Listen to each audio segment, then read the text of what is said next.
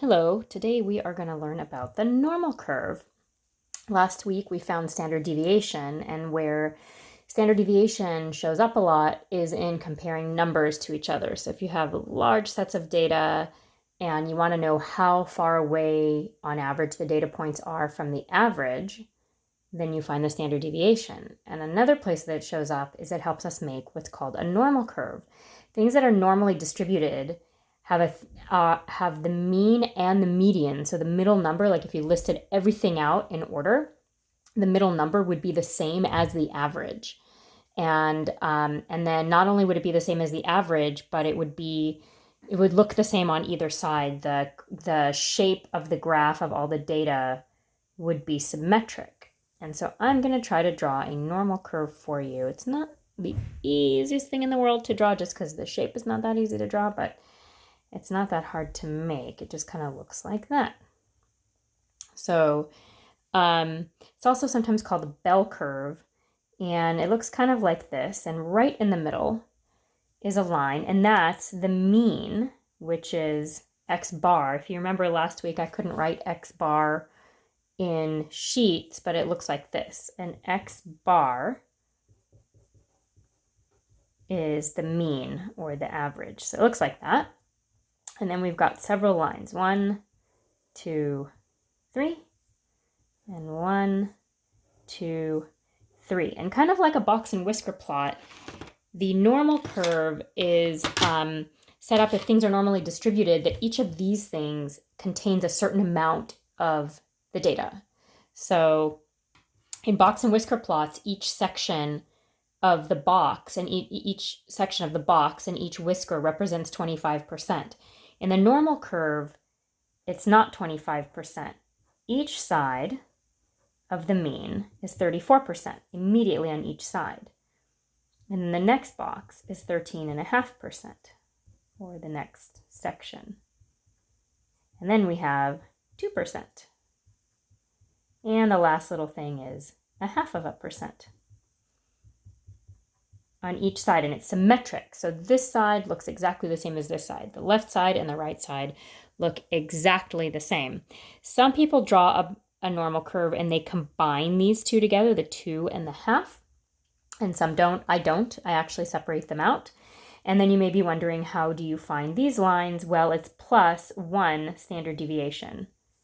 And this is +2 standard deviations, and this is +3 standard deviations. This is -1 standard deviation, -2, and -3. And I'm going to show you with actual numbers because I think it's kind of difficult to understand how this works without seeing actual examples.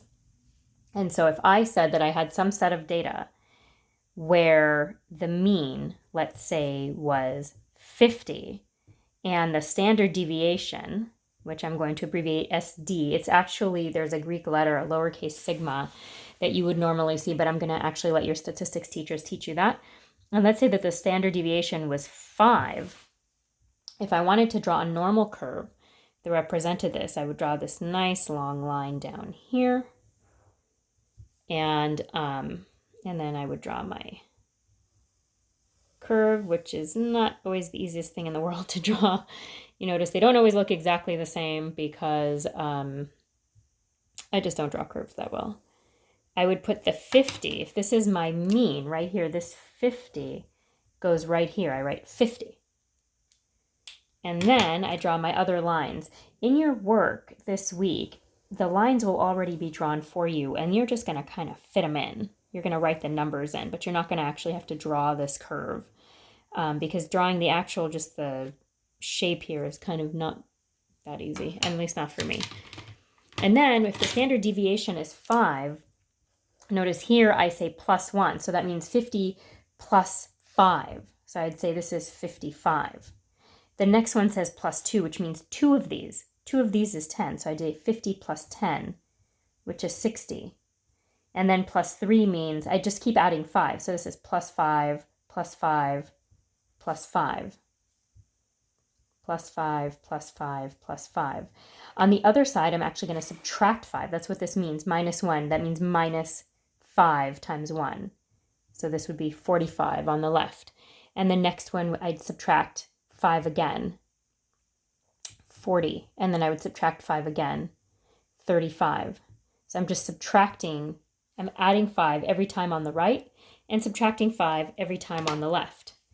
And what all of this means, if I fill in my percentages, which never ever change, these percentages never change in a normal curve, and it's why it's very important to read if it says some data is normally distributed. They have to actually say that the distribution is normal, because if it's not, it doesn't necessarily fall into this.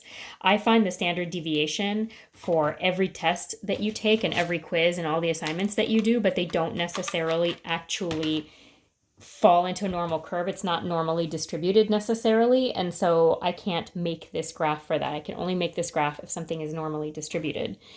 And the main thing to understand is if you look at this, this is 68, 34 plus 34, 68% of all of this, if this was a test, of all the test scores would be between 45 and 55. Half of the test scores are more than 50. Half of them, 50%, if I added all this up, would be less than 50. If I wanted to know what was between 40 and 55, I would just add these percentages to see what percent falls between 40 and 55. Now, a lot of tests in college are normally distributed, and a lot of standardized tests are normally distributed. And the way they determine things like IQ, when you take an IQ test, it has to do with where you fall on the normal curve, because 97% of test scores fall within 2 standard deviations. If you added all of this up, I believe it adds up to something close to 90 something percent. If you, or 95% falls into this category here between, what is that, 1, 2, 3, between 3 standard deviations. So minus 3 and plus 3, this is 95% here between these numbers, this 13 and this 13. And then if you go out a little bit further, 99% are within 3. So 95 are within 2 standard deviations, and 99 are between 3, and then these would be considered outliers. So 0.5% is more than 3 standard deviations. And so like if you take an IQ test and you have to score in the 98th percentile, that means you have to be somewhere in here in order to qualify, say, for gate testing, or the people that are considered geniuses, it means that their IQs are somewhere out here, whatever the standard deviation is. I think average intelligence is like 100, and there's a standard deviation of about 15, depending on the test. Sometimes it's 10, sometimes it's 15, depending on which test they give. So you have to be like way out here to be considered a genius, which I think is kind of silly, because I think people have many gifts and you can have many different kinds of intelligence. And just because you don't happen to do well on one test shouldn't be a sign of your intelligence and shouldn't be taken as a judgment on your intelligence. But our society loves to categorize people. So if you ever run into something like that, just be aware that's how they measure it. Or they might say, gee, you're all the way down here, and I don't know how many hours of homework you do a day. Maybe your grades are also down here. It just really, this just gets used to help sort of analyze and break up data. And what you're going to be doing in your homework, your assignments, is you're going to be creating these, and then you're going to be drawing one in, and then you're going to be answering some questions.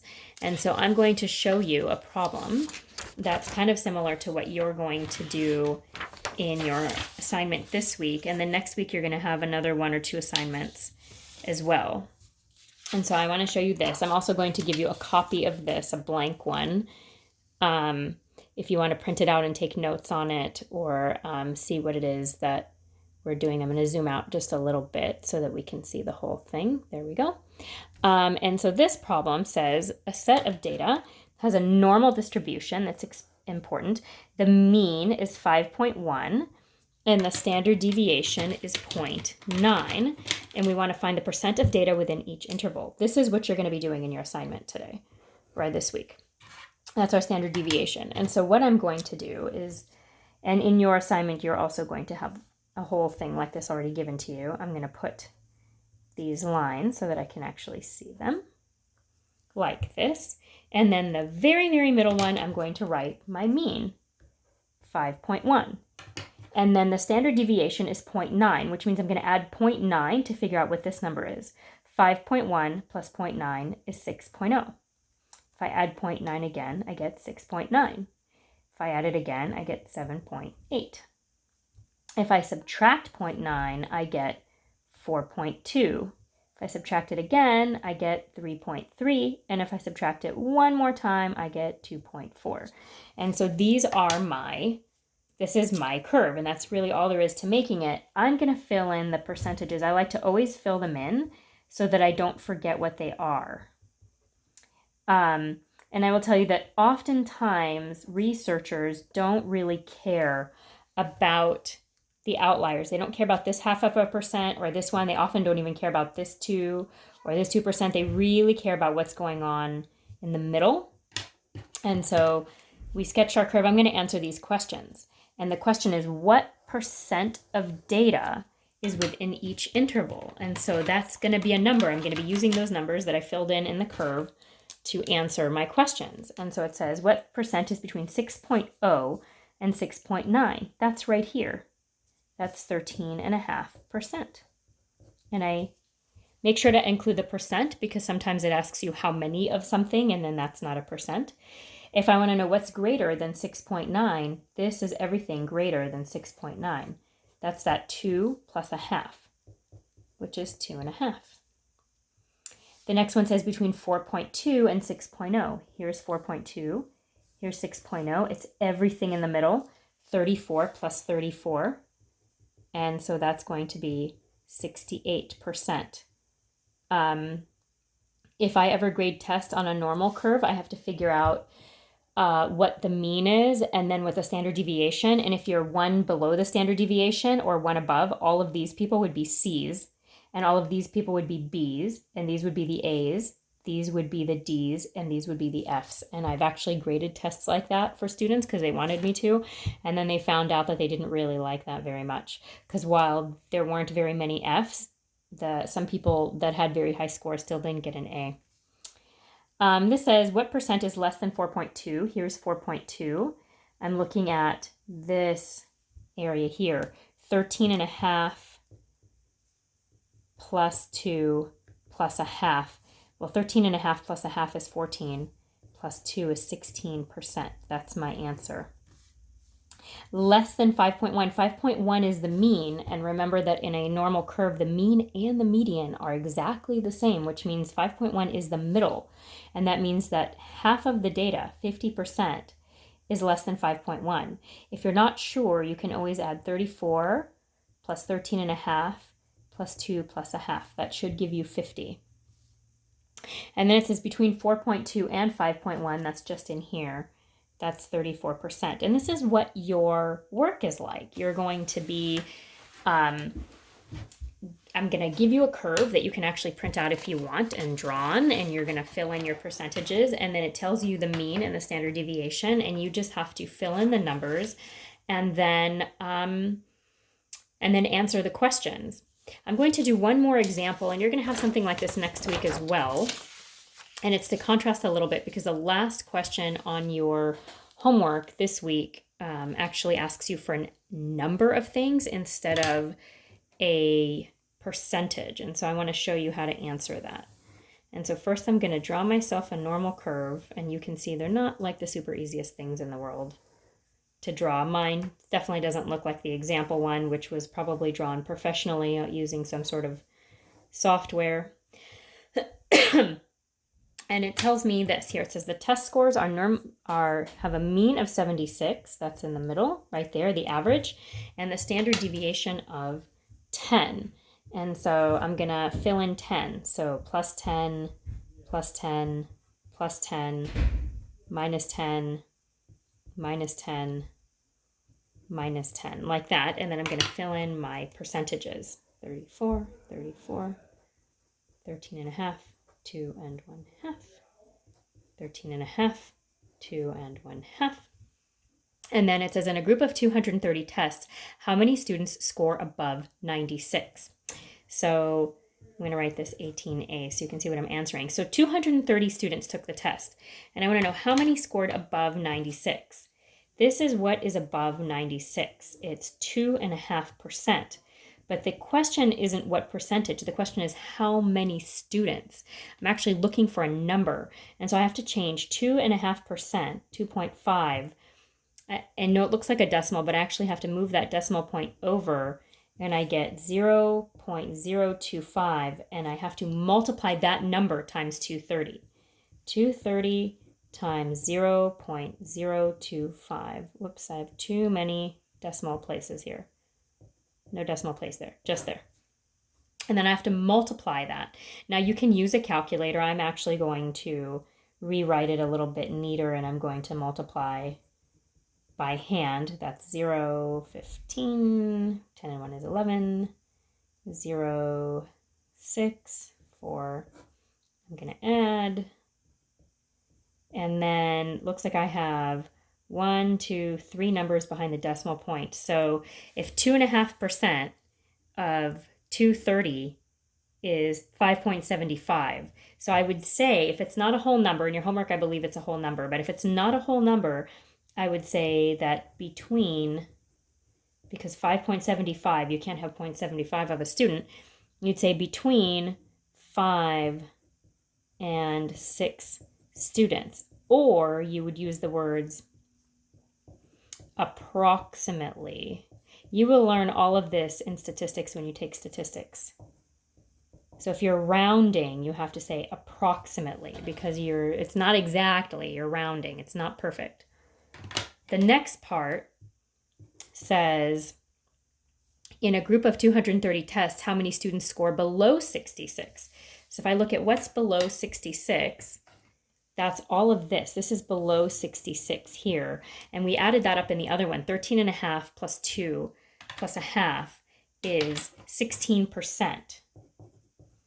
And so I have to change that to a decimal, 0.16, and then I have to multiply it times 230. 230 times 0.16, and then I'm going to multiply. 0, 18, 6 times 2 is 12, plus 1 is 13. Then I have 1, 3, and 2, and then I add. And again, I've got two numbers, so 36.9. So that's almost 37. So I could also say the words about 37 students scored below 66. Below 66. And then the last one says, how many students score within one standard deviation of the mean? This is the hardest thing that people have to answer because they think one standard deviation is just this number above. I'm going to move this out of the way. They think it's just this here, but it's actually all of this. 86 is one standard deviation away, but so is 66. Both of these are within one standard deviation. And so I actually have to add both of those. It's not just 34, it's 34 plus 34, which is 68%. So I have to multiply 230 times 68, which is 0.68, like this. And so again, I'm going to multiply. That's 24. 16 and 2 is 18. I get 18. 12 and 1 is 13. So I have 0, 12, 11 and 1 is 12. And then I only have 2, so 32. No, something's not right. I messed up somewhere. That's 24. 16 and 2 is 18. Draw my 0. I forgot to make this a 0. That's 18, and that's 13. That's why I didn't add correctly. I made an error, which is okay. So I add, I get 4. Now, how I knew that I made an error, because some of you might be thinking, how did she know she made a mistake? Well, I know that 68 is a lot bigger than 16. So the answer in C has to be bigger than the answer in B, and 32 is less than 36. I thought, something's not quite right there. It's actually 156.4. And we don't give exact answers because this is talking about students.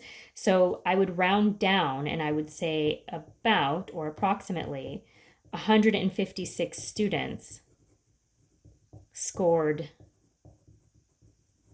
within one standard deviation of the mean. I'm only giving you, I think, one assignment for this week, possibly two assignments, but they're both the same. If you have any questions, please make sure you come to the class meeting Tuesday at 1 or 1:30. And then on Thursday, I think I'm going to make it so that you can pick a time slot to just get individual help. It's going to be open all during the entire math period for anybody. So I'll just select a time slot and you can show up whenever you want, or you don't have to at all. And otherwise, you can also email me or private message me. And I hope to see you on Tuesday. All right, have a great week.